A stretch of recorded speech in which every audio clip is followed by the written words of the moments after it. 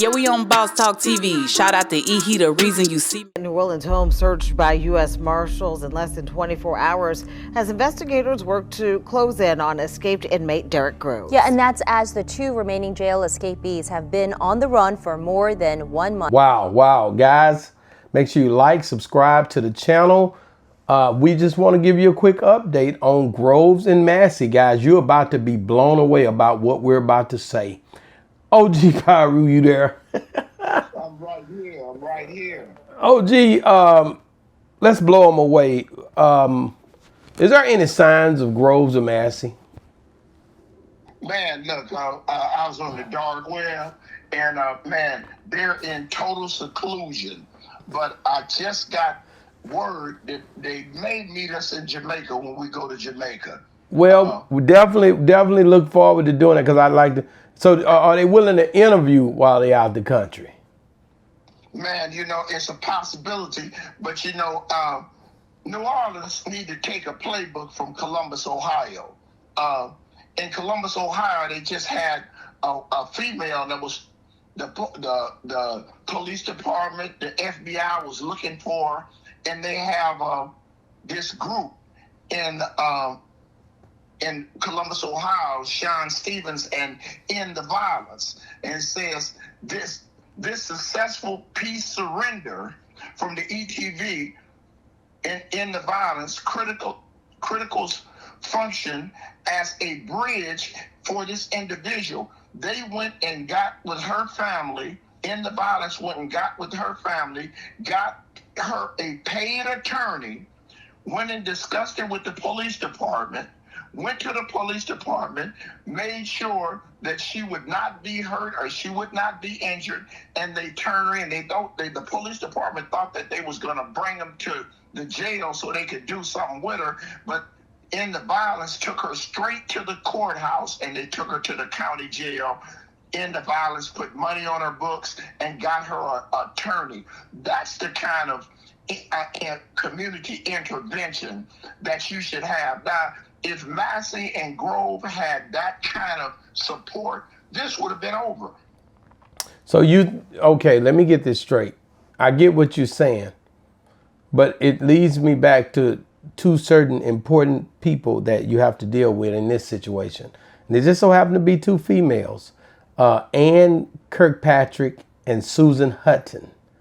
So are they not capable of bringing these guys in and giving them?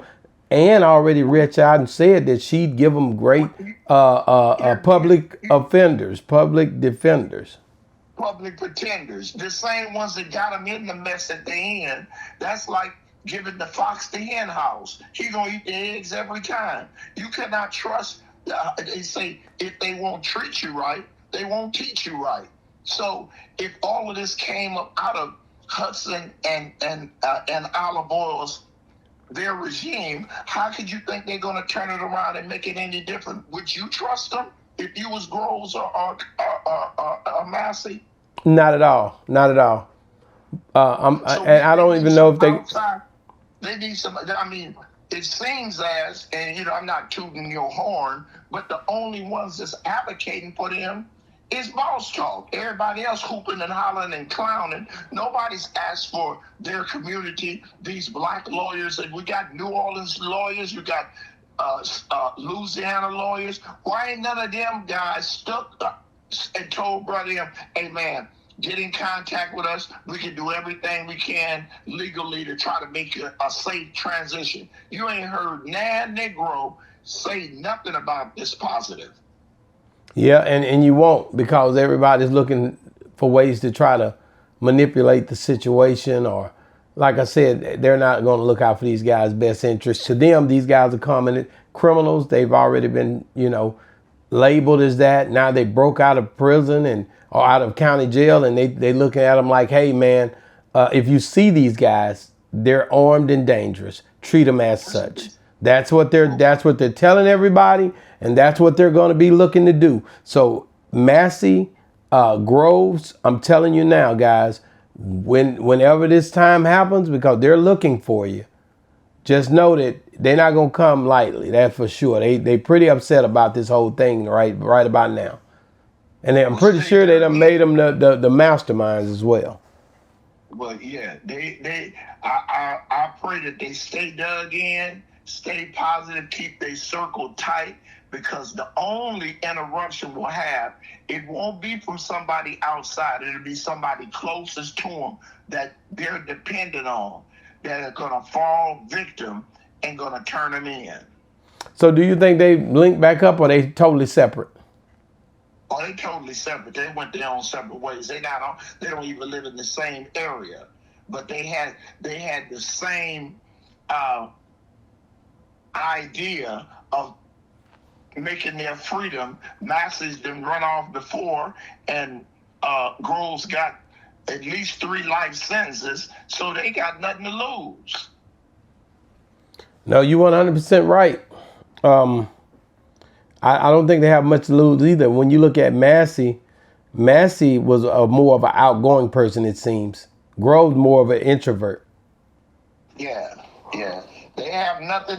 The only thing they have in common is being desperate and didn't want to spend the rest of their life in prison.